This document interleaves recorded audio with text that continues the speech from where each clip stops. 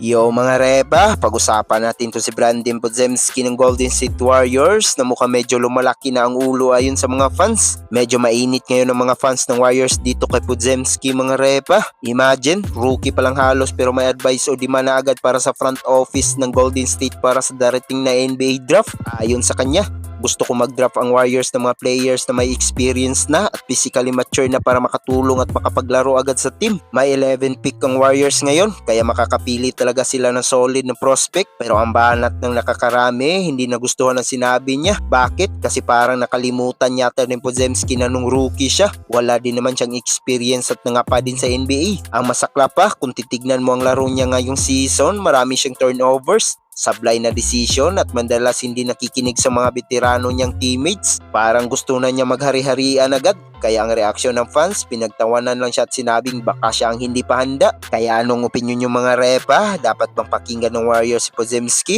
O dapat siyang mag-focus muna sa pag-improve ng sarili niyang laro? I-comment nyo ang opinion niyo sa baba at huwag nyo rin kalimutan mag-like at subscribe para lagi kayong updated sa mga kwentuhan basketball. Hanggang sa muli, peace out!